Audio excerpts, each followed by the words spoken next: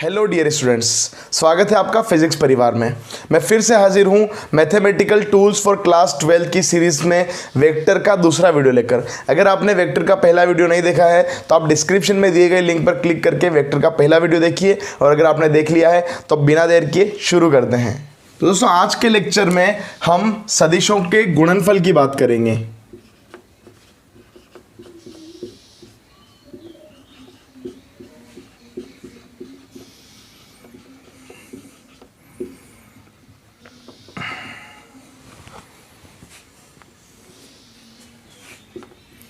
सदिशों का गुणनफल दो प्रकार का होता है। एक होता है हमारा अदिश गुणनफल,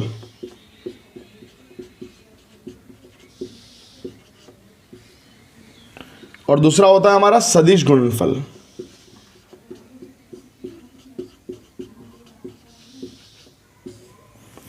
ठीक है, अदिश गुणनफल और सदिश गुणनफल। पहले हम बात कर लेते हैं अदिश गुणनफल की, यानी कि स्केलर प्रोडक्ट की,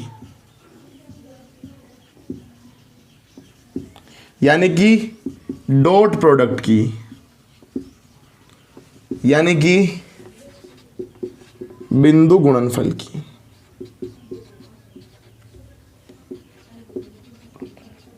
अदिश गुणनफल के बहुत सारे नाम है, स्केलर प्रोडक्ट, डॉट प्रोडक्ट, बिंदु गुणनफल।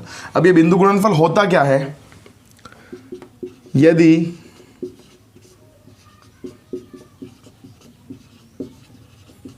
दो सदिशों का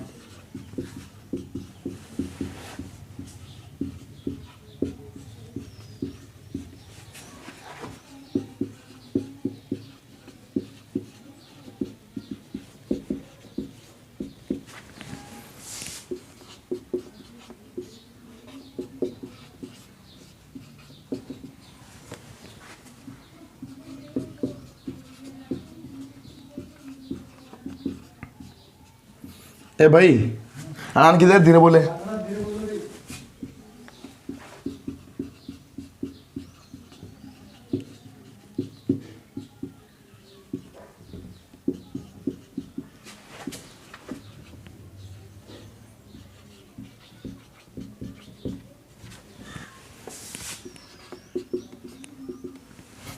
तो दोस्तों, यदि दो सदिशों का गुणा करने पर एक अदिश राशि प्राप्त होती है तो इस प्रकार का गुणा अदिश गुणनफल या बिंदु गुणनफल या स्केलर प्रोडक्ट या डॉट प्रोडक्ट कहलाता है। अगर मैं दो सदिशों का गुणा करूं और जो राशि मिले वो अदिश हो, मतलब जिसकी कोई डायरेक्शन नहीं हो, तो मैं क्या कहूंगा, वो हमारा गुणनफल कहलाता है, अदिश गुणनफल। एग्जाम्पल के तौर पर हम लेते हैं वर्क, कार्य। कार्य होता है बल इंटू विस्थापन, कार्य होता है बल इंटू विस्थापन। हम जानते हैं बल एक सदिश राशि होती है, विस्थापन भी एक सदिश राशि होती है। दोनों का गुणा करने पर कार्य मिल रहा है जो कि एक अदिश राशि है। तो इस प्रकार के गुणनफल को हम क्या कहते हैं? अदिश गुणनफल। अदिश गुणनफल को हम दोनों सदिश क्वांटिटीज के बीच में डॉट लगाकर दिखाते हैं कि ये बल और विस्थापन का अदिश गुणनफल है, जो कि कार्य के रूप में हमको प्राप्त होता है। ठीक है दोस्तों, तो जब दो सदिशों का गुणा करने पर एक अदिश राशि प्राप्त होती है तो उसे हम कहते हैं अदिश गुणनफल। अब हम बात करते हैं कि अगर हमारे पास दो वेक्टर हों,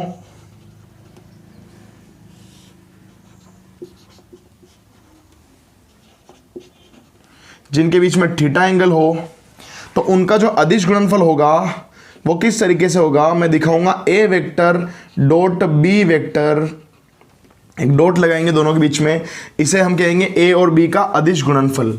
वो कितना होगा? A B cos theta. यहां पर ए क्या है? ए है ए वेक्टर का परिमाण। यहां बी क्या है? बी वेक्टर का परिमाण। ठीक है, और थीटा क्या है? ए वेक्टर तथा बी वेक्टर के मध्य कोण। ठीक है दोस्तों, यहां से हमको क्या मिल गया, A vector dot B vector equal to हो जाएगा ए बी कोस थीटा, जहां पर ए क्या है, ए वेक्टर का परिमाण, बी क्या है, बी वेक्टर का परिमाण, और थीटा क्या है, ए वेक्टर और बी वेक्टर के बीच का कोण। ठीक है ना। यहां से हम चाहें तो अगर मेरे पास ए वेक्टर, बी वेक्टर और ए बी वैल्यू हो ए बी की, तो मैं क्या कर सकता हूं, यहां से कोस थीटा निकाल सकता हूं। कोस थीटा कितना हो जाएगा, वो हो जाएगा A vector dot B vector upon A B. यहां से कोस थीटा का फॉर्मूला भी हमको मिल जाएगा। अब हम अदिश गुणनफल की कुछ प्रॉपर्टीज की बात कर लेते हैं।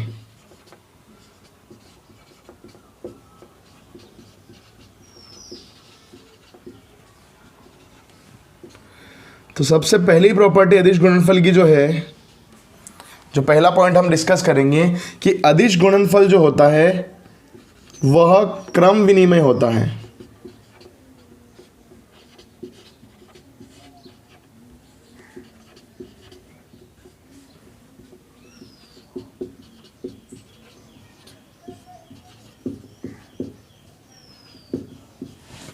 क्रम विनिमय का पालन करता है। मतलब अगर मैं क्या करूं, मैं A vector dot B vector निकालूं या मैं B vector dot A vector निकालूं, कोई फर्क नहीं पड़ता, दोनों की वैल्यू बराबर होती है। मतलब आप क्रम को चेंज कर लोगे मल्टीप्लाई करते टाइम, अदिश गुणा करते टाइम अगर आप ए वेक्टर डॉट बी लोगे या B vector dot A vector लोगे, कोई फर्क नहीं पड़ेगा, सेम रहेगा। अब हम बात कर लेते हैं दो समांतर सदिशों का अदिश गुणा। समांतर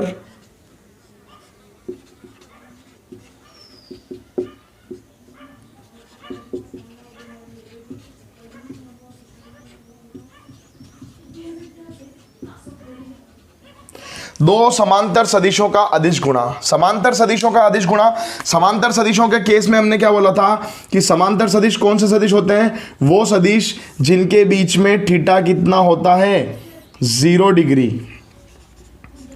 ए वेक्टर और बी वेक्टर है, थीटा इक्वल टू कितना है, 0 डिग्री। अभी हमने क्या कहा, ए वेक्टर डॉट बी वेक्टर क्या होता है, ए बी कोस थीटा। तो यहां क्या हो जाएगा, ए बी कोस 0, और आप जानते हैं कोस 0 कितना होता है, 1। मतलब ए वेक्टर डॉट बी वेक्टर कितना हो जाएगा, ए इंटू बी। मतलब दो समांतर सदिशों का अगर आप अदिश गुणा करोगे तो वो किसके बराबर होगा, वो उन दोनों के परिमाणों के गुणनफल के बराबर होगा। दोनों के परिमाणों के गुणनफल के बराबर, परिमाणों के गुणनफल के बराबर होता है। दोनों के परिमाणों का गुणा कर दो, उसके बराबर होता है। अब इसमें अपन स्पेसिफिक केस की बात कर लें कि समांतर, देखो आप आधार सदिशों को जानते हैं, हमारे पास होता है आई कैप,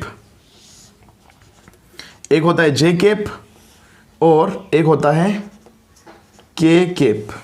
तो यहां से हम क्या कर दें, अगर मैं ले लूं, देखो आई कैप के समांतर आई कैप है, तो अगर मैं क्या करूं, आई कैप डॉट आई कैप करूं, तो वो क्या हो जाएगा, इन दोनों के परिमाणों का गुणनफल।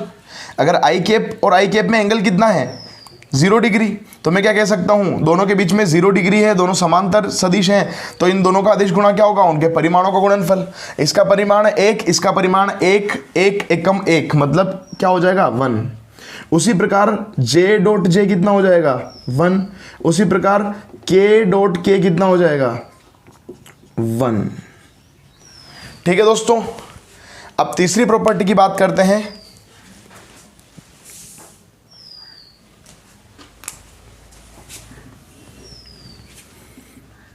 तीसरी प्रॉपर्टी हम देखेंगे लंबवत सदिशों का अदिश गुणा।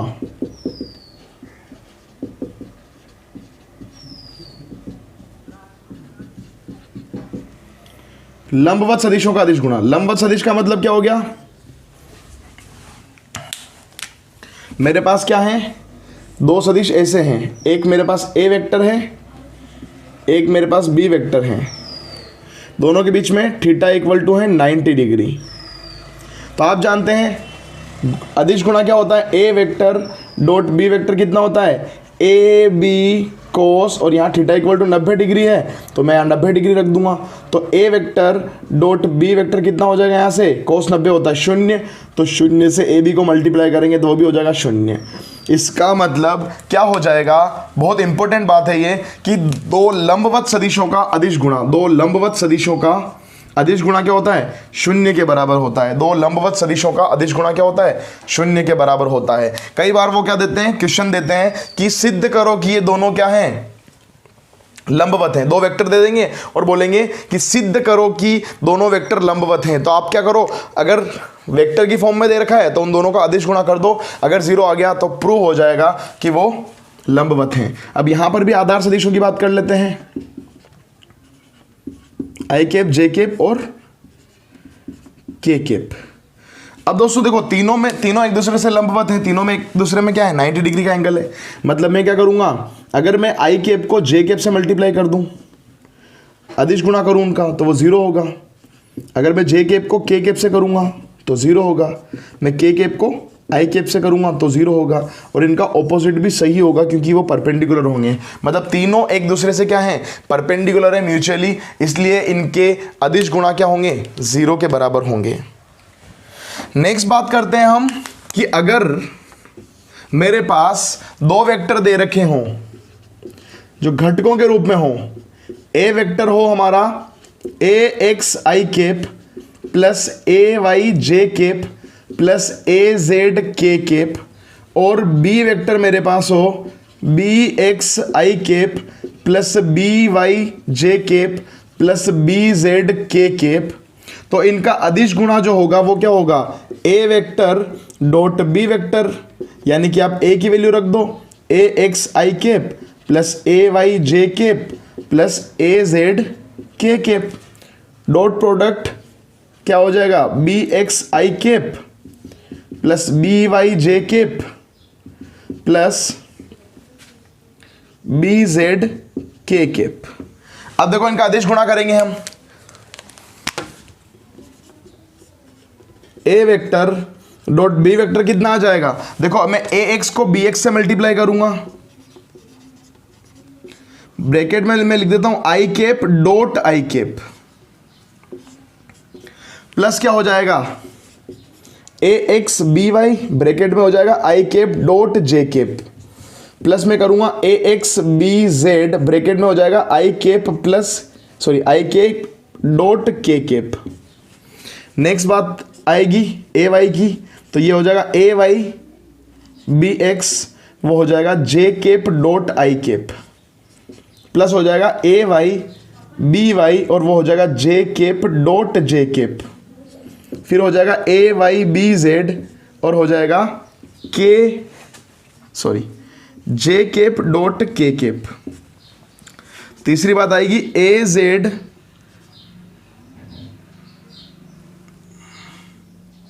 बी एक्स, वो हो जाएगा K cap dot I cap plus A Z B Y और ये हो जाएगा K cap dot J cap plus A Z B Z और ये हो जाएगा K cap dot K cap.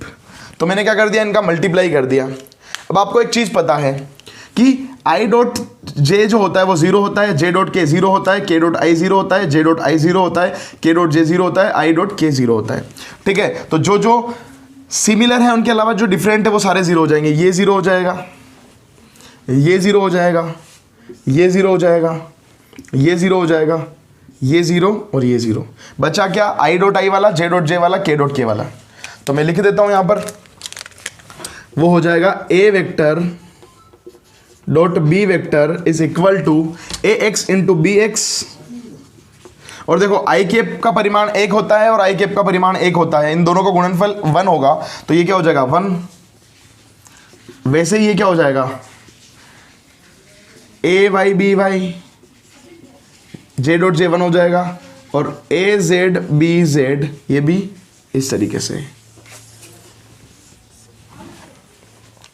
तो ए वेक्टर अगर घटकों में दे रखा है और बी वेक्टर दे रखा है तो आपको क्या करना है, उनका अदिश गुणा करते टाइम आई कैप के जो गुणांक है दोनों को मल्टीप्लाई कर दो, जे कैप के जो गुणांक है उन दोनों को मल्टीप्लाई कर दो, और के कैप के दोनों जो गुणांक है उनको मल्टीप्लाई कर दो और उनको जोड़ दो, तो हमारे पास क्या हो जाएगा, अदिश गुणा आ जाएगा। इसका मतलब अगर मान लो मेरे को ए वेक्टर को इस तरीके से दे रखा हो 3i - 2j + 3k, और बी वेक्टर दे रखा हो मुझे 2i - 3j + 4k, तो इनका ए वेक्टर डॉट बी वेक्टर कितना हो जाएगा, वो हो जाएगा 3 × 2, ये हो जाएगा प्लस, ये माइनस और माइनस प्लस हो जाएगा, ये हो जाएगा 6, और यहाँ हो जाएगा प्लस 3 × 4 = 12। इनको सॉल्व कर लेंगे तो हमको आ जाएगा। मतलब कुल मिला के हमको क्या करना है, आई कैप के गुणांकों को गुणा करना है, जे कैप के गुणांक को गुणा करना है, के कैप के गुणांक को गुणा करना है, उनको जोड़ देना उनके साइन के सहित।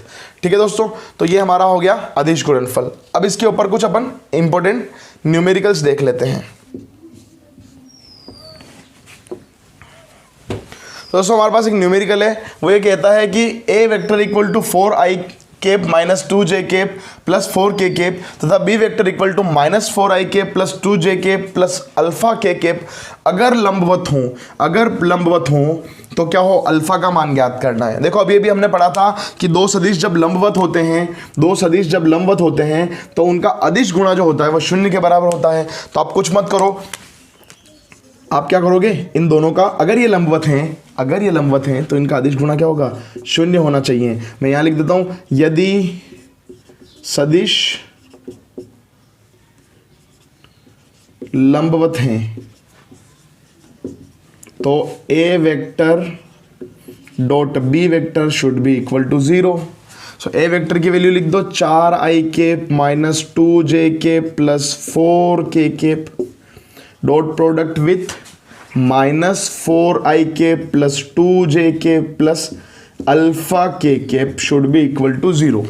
अब इसको सॉल्व करेंगे, देखो क्या हो जाएगा, आई कैप के गुणांकों को गुणा कर दो, 4 × -4 प्लस ये क्या हो जाएगा 2 और -2, तो हो जाएगा 2 × -2 प्लस ये क्या हो जाएगा अल्फा × 4 मतलब 4 alpha should be equal to 0।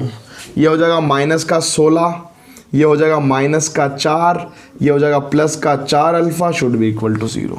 ये 16 इधर जाके प्लस का बनेगा, ये भी प्लस का बनेगा, तो ये हो जाएगा माइनस का 20 जाके उधर प्लस का 20 बन जाएगा, तो 4 अल्फा बराबर हो जाएगा 20, तो अल्फा बराबर हो जाएगा 5। ठीक है, तो अल्फा इक्वल टू 5 के लिए दोनों जो सदिश होंगे वो क्या होंगे, लंबवत होंगे। वो इस सवाल को इस तरीके से भी पूछ सकते थे कि यदि ए वेक्टर तथा बी वेक्टर, ए वेक्टर इतना है और बी वेक्टर इतना है, तो अल्फा के किस मान के लिए दोनों लंबवत होंगे। तो लंबवत होने की कंडीशन ये है, तो आप निकाल सकते हैं। एक और न्यूमेरिकल हमारे पास आया है जो कह रहा है a कैप + 2b कैप तथा 5a कैप - 4b कैप अगर लंबवत हो तो a कैप और b कैप के मध्य कोण ज्ञात करो। ठीक है, सबसे पहली कंडीशन अगर लंबवत की बात आ गई तो आपके दिमाग में सीधी सट बात आनी चाहिए कि अगर दो सदिश लंबवत होंगे तो उनका अदिश गुणा 0 होगा। तो आप सबसे पहले उसी चीज़ को करके देखो, ज़्यादातर चीज़ें वहीं सोल्व हो जाती है। ठीक है, तो अगर ये दोनों लंबवत होंगे तो इनका अदिश गुणा यानी कि डॉट प्रोडक्ट जो होगा वो क्या हो जाएगा 0। तो मैं क्या कर देता हूँ, इनका डॉट प्रोडक्ट कर देता हूँ, क्या कर दिया हमने 0। अब डॉट प्रोडक्ट करेंगे, यहाँ से क्या हो जाएगा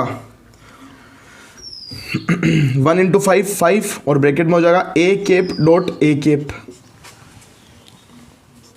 प्लस माइनस 1 × 4, तो ये हो जाएगा 4 और ब्रैकेट में हो जाएगा a cap dot b cap plus 2 × 5 10 हो जाएगा, ब्रैकेट में हो जाएगा B cap dot A cap. लेकिन हम जानते हैं कि A vector dot B vector is equal to होता है B vector dot A vector, तो कोई फर्क नहीं पड़ता, तो मैं यहां लिख दूंगा A cap dot B cap, फिर बचेगा -8 और हो जाएगा B cap dot B cap equal to 0। दोस्तों 5 ए कैप, तो ए कैप डॉट, देखो ए कैप और ए कैप दोनों क्या हैं, इकाई सदिश, और इन दोनों का अदिश गुणा जो होता है वो क्या होगा, इनका गुणनफल। और गुणनफल अगर, दोस्तों ए कैप डॉट ए कैप क्या हो जाएगा, दोनों इकाई सदिश हैं तो इनके परिमाणों का गुणनफल यानी कि 1 इंटू 1 1, तो 5 एकम 5 माइनस 4 ए डॉट बी और 10 ए डॉट बी, तो ये हो जाएगा क्या हो जाएगा 10 माइनस 4 कितना हो जाएगा 6 ए डॉट बी, और ये बच गया minus 8 B dot B, B का परिमाण भी 1 और बी का परिमाण भी 1, 1 इंटू 1 1, तो ये क्या हो जाएगा 8 इक्वल टू 0। 5 में से 8 जाएंगे, 5 प्लस का है 8 माइनस का है तो हो जाएगा माइनस का 3, उधर जाके बन जाएगा प्लस का 3,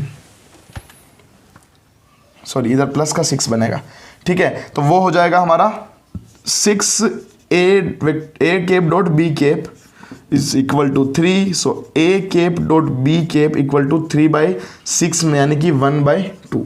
देखो अब दो सदिशों का अदिश गुणा है, उनको अपन कैसे लिख सकते हैं, ए कैप का परिमाण बी कैप का परिमाण into cos theta equal to 1/2, क्योंकि हम जानते हैं कि A vector dot B vector equal to होता है ए बी कोस थीटा, उसका परिमाण इंटू कोस थीटा, इसका परिमाण 1 इसका परिमाण 1, तो कोस थीटा की वैल्यू आ गई 1/2 यानी कि थीटा की वैल्यू आ गई कोस इनवर्स 1/2, और कोस में कौन से एंगल का वैल्यू 1/2 होता है, वो होता है 60 डिग्री का, तो वैल्यू आ जाएगी थीटा इक्वल टू 60 डिग्री। यहां से आप एक क्वेश्चन को सॉल्व इस तरीके से कर सकते हो।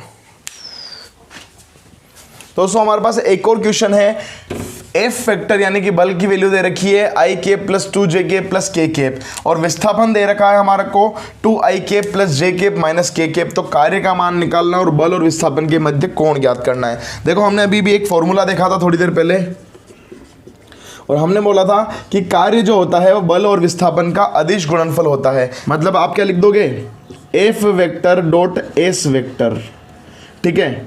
तो इससे हम क्या बना सकते हैं, हम यूँ भी कह सकते हैं एफ एस कोस थीटा। तो ये पूरा फॉर्मूला यूज़ करना पड़ेगा हमको इन दोनों चीज़ों को निकालना। पहले तो हमको क्या करना है, कार्य का मान निकालना है, और फिर हमको क्या करना है, बल और विस्थापन के बीच में एंगल भी निकालना है। तो कार्य का मान निकालने के लिए हम इस यहाँ तक यूज़ करेंगे इसको, W equal to F S. तो W बराबर क्या हो जाएगा, दोनों का अदिश गुणनफल।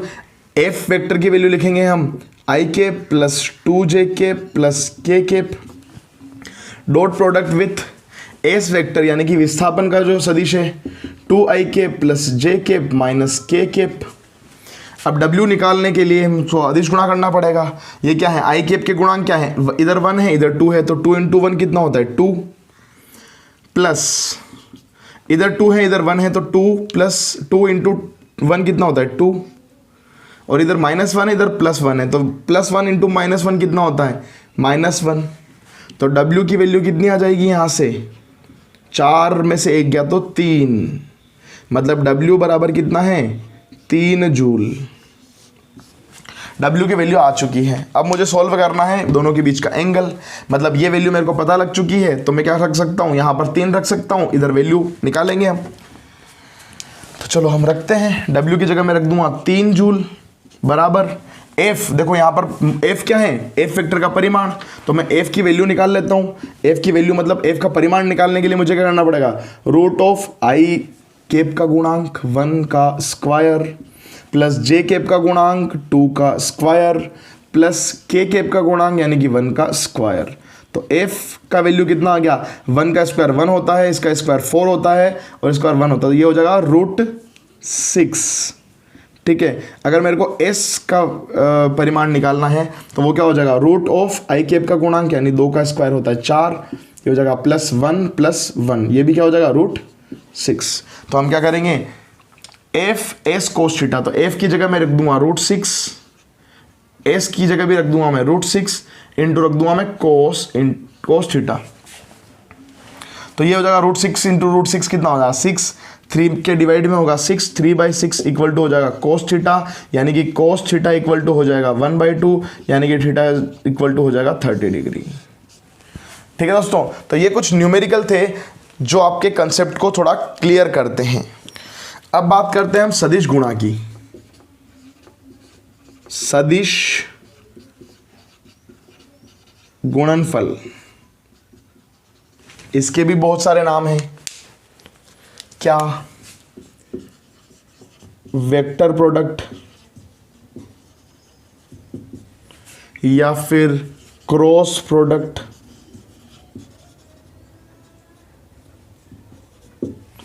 या फिर वज्र गुणनफल।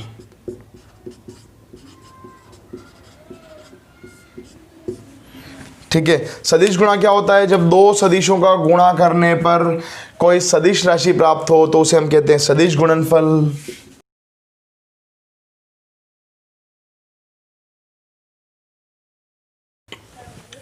यदि दो सदिशों का गुणा करने पर एक सदिश राशि प्राप्त होती है तो इसे सदिश गुणा कहते हैं। यानी कि मैं दो सदिशों का गुणा करूं और मेरे को प्राप्त हो रही है एक सदिश राशि, तो मैं उसे क्या कह दूंगा? सदिश गुणा। पहले क्या हो रहा था? एक अदिश राशि प्राप्त हो रही थी। मतलब अब क्या होगा कि जब मैं दो सदिशों का गुणा करूंगा तो जो राशि प्राप्त होगी वो भी सदिश होगी, यानी कि उसकी भी कोई ना कोई डायरेक्शन होगी। तो दोस्तों मैं दो वेक्टर ले लेता हूं जो मैं इस बोर्ड के प्लेन में ही ले लेता हूं।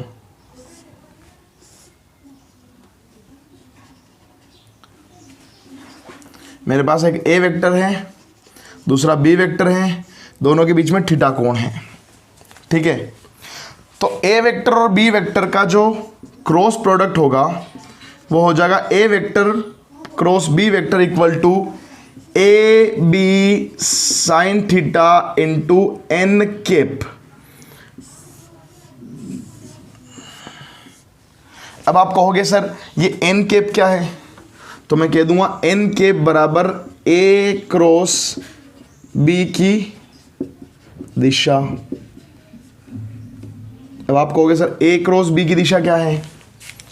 तो मैं कहूंगा ए वेक्टर तथा बी वेक्टर के तल के लंबवत इकाई सदिश।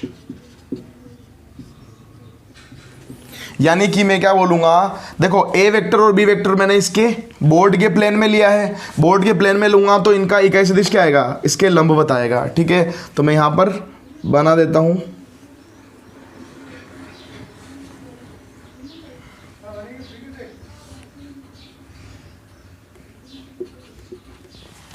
ठीक है, ये डायरेक्शन हो जाएगी। इसको मैं ए वेक्टर इसको ले लेते हैं। तो दोस्तों इसकी डायरेक्शन देखने के लिए मुझे क्या करना पड़ेगा? इसकी डायरेक्शन देखने के लिए मैं अपने right hand thumb rule use कर सकता हूं। इसके लिए मुझे क्या करना पड़ेगा? जो जैसे मान लो मुझे ए क्रॉस बी वेक्टर निकालना है, A vector cross B vector निकालना है, तो मैं क्या करूंगा? ए वेक्टर से बी वेक्टर की तरफ अपनी उंगलियों को घुमाऊंगा, तो अंगूठा जो डायरेक्शन बताएगा वो डायरेक्शन हो जाएगी ए क्रॉस बी की डायरेक्शन, या एन कैप की दिशा, या उनके तल के लंबवत इकाई सदिश। जैसे मान लो ये बोर्ड के तल में हमारे पास ए वेक्टर और बी वेक्टर है, तो मैं क्या करूंगा? ए से बी की तरफ अगर उंगलियां घुमाऊंगा तो डायरेक्शन क्या आएगी? बाहर की तरफ, मतलब एन कैप ऐसा कुछ आएगा, ए क्रॉस बी कुछ ऐसा आएगा। लेकिन अगर मुझे बी क्रॉस ए निकालना है तो बी से ए की तरफ उंगलियां घुमाऊंगा, मतलब पीछे की तरफ इकाई सदिश आएगा। बात आपको समझ में आ गई होगी, ठीक है ना? तो ये एन कैप जो होता है वो इकाई सदिश होता है ए वेक्टर और बी वेक्टर के तल के लंबवत, दोनों के प्लेन के परपेंडिकुलर वेक्टर होता है। तो हम बात करेंगे सदिश गुणनफल के प्रॉपर्टीज, गुण वगैरह जो भी हैं। तो सबसे पहला जो गुण होता है वो होता है कि सदिश गुणनफल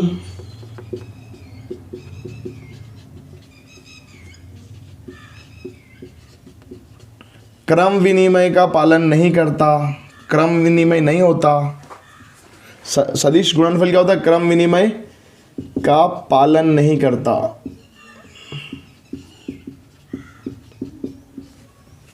कैसे नहीं करता? देखो अगर मान लो मैं करूं ए क्रॉस बी,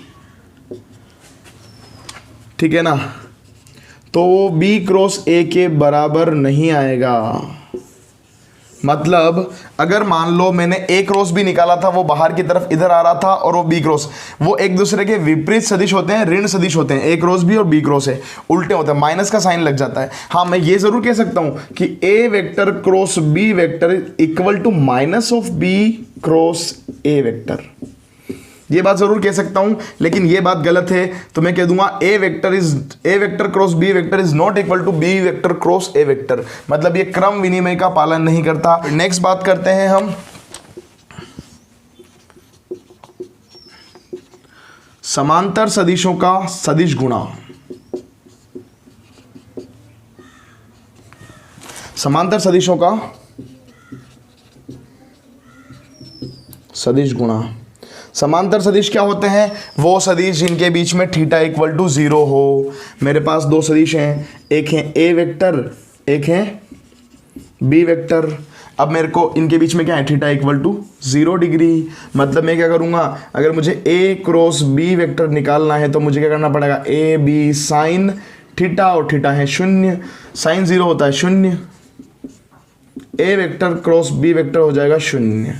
यानी कि दो समांतर सदिशों का सदिश गुणा, समांतर सदिशों का सदिश गुणा क्या होता है, 0 होता है। वहां पर क्या होता था, लंबवत सदिशों का अदिश गुणा 0 होता था, और यहां पर समांतर सदिशों का सदिश गुणा 0 होगा। मतलब अगर आपसे यूं पूछ लिया जाए, दो सदिश दे दें और बोले कि सिद्ध करो कि ये सदिश क्या है, समांतर हैं, तो आप क्या बताओगे, उनका सदिश गुणा कर दोगे। अगर वो 0 आ गया तो आपका प्रूव हो जाएगा वो। अब बात कर लेते हैं हम आधार सदिशों की। ये हमारे पास आई कैप है, ये मेरे पास जाई कैप है, सॉरी जे कैप, और ये है मेरे पास के कैप। तीनों एक दूसरे से परपेंडिकुलर हैं, लेकिन आई कैप के समांतर होगा। तो मैं क्या कर दूंगा, आई कैप क्रॉस आई कैप जो होगा वो क्या हो जाएगा 0, जे कैप क्रॉस जे कैप जो हो जाएगा वो क्या होगा 0, और के कैप क्रॉस के कैप जो होगा वो क्या हो जाएगा 0। तो यहाँ से 3 इंपॉर्टेंट रिजल्ट हमारे पास निकल के आते हैं।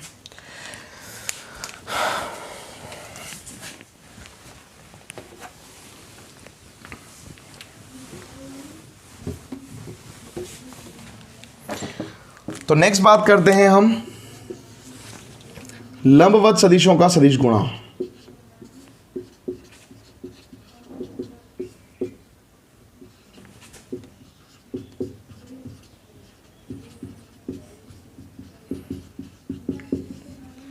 ठीक है, दो लंबवत सदिशों का सदिश गुणा देखना है मुझे।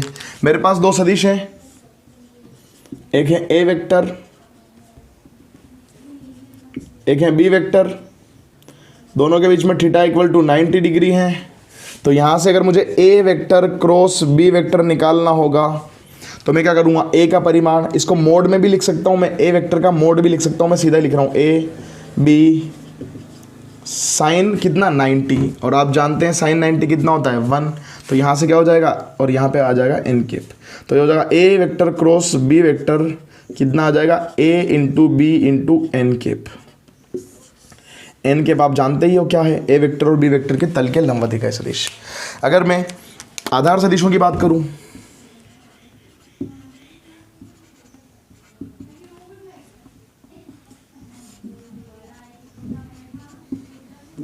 देखो तीनों एक दूसरे से परपेंडिकुलर है। इसका मतलब मैं क्या करूंगा, अगर मैं आई क्रॉस जे कैप करूंगा तो वो क्या हो जाएगा, दोनों का गुणा, मतलब इन दोनों के परिमाणों का गुणा। मतलब आई कैप का परिमाण कितना होता है 1, जे कैप का परिमाण कितना होता है 1, और इन दोनों का गुणा 1 एकम 1 हो जाएगा। और डायरेक्शन क्या हो जाएगी, इनके तल के लंबवत इकाई सदिश। देखो हमारे पास जो होते हैं तीनों कोऑर्डिनेट्स जो होते हैं एक्स वाई जेड, मान लो ये एक्स है, ये वाई है और ये जेड है। अब मैं क्या कर रहा हूं,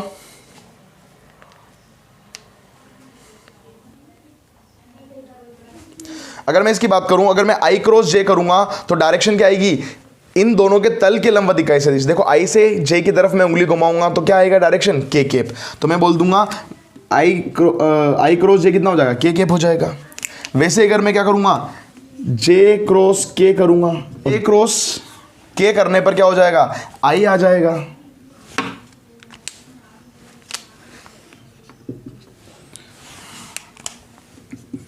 और के क्रॉस आई करने पर क्या आ जाएगा, जे आ जाएगा। अगर मैं इसका उल्टा करता हूं, अगर मैं क्या करता हूं,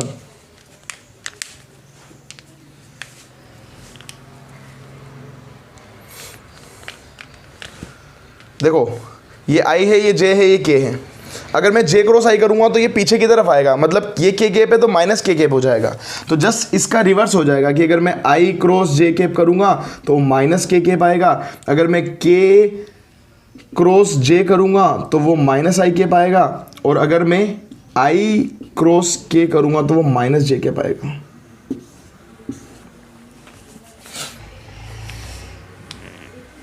नेक्स्ट प्रॉपर्टी, अब अगर मुझे क्या कर दिया है उन्होंने, अगर उन्होंने घटकों के रूप में दे रखा हो, ए वेक्टर दे रखा हो मुझे ए एक्स आई के प्लस ए वाई जे के plus A Z K cap, और अगर बी वेक्टर दे रखा हो बी एक्स आई के प्लस बी वाई जे के plus B Z K cap, तो इनका सदिश गुणा कैसे करना पड़ेगा हमको, तो मुझे A vector cross B vector करना पड़ेगा और वो हो जाएगा A X I cap plus A Y J cap plus A Z K cap cross product B X I cap plus B Y J cap plus B Z K cap, ये वाली हो जाएगी ए क्रॉस बी की value. तो इसको जब solve करेंगे तो बहुत लंबी चौड़ी टर्म बनेगी, मैं डायरेक्ट फाइनल रिजल्ट जो निकलेगा वो बता रहा हूँ। ए वेक्टर क्रॉस बी वेक्टर, यहाँ से क्या निकलेगा, मैं सबसे पहले लिखूंगा आई केप, ब्रैकेट के अंदर क्या हो जाएगा A Y B Z minus A Z B Y minus J cap, bracket के अंदर A X B Z minus A Z B x,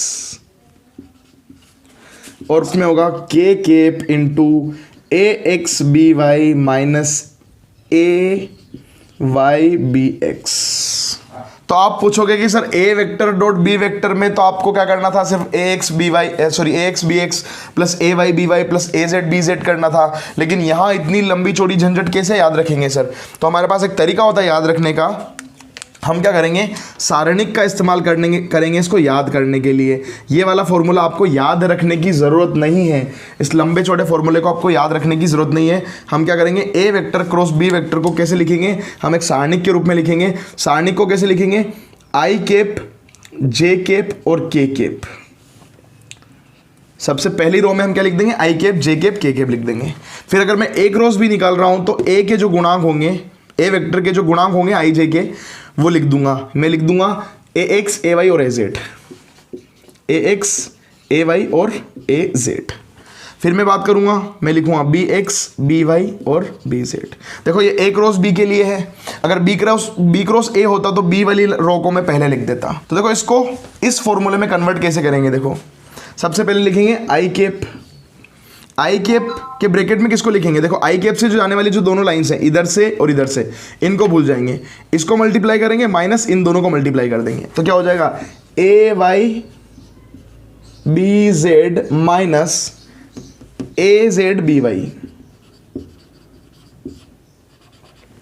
फिर लगाएंगे माइनस जे केप, अल्टरनेट चलता है प्लस माइनस प्लस, तो माइनस जे केप से ये वाली लाइन और ये वाली लाइन भूल जाएंगे कि ये क्या हो जाएगा A X B Z minus A Z B X, और प्लस के केप क्या हो जाएगा, के केप वाली लाइन को भूल जाओ, ए एक्स बी वाई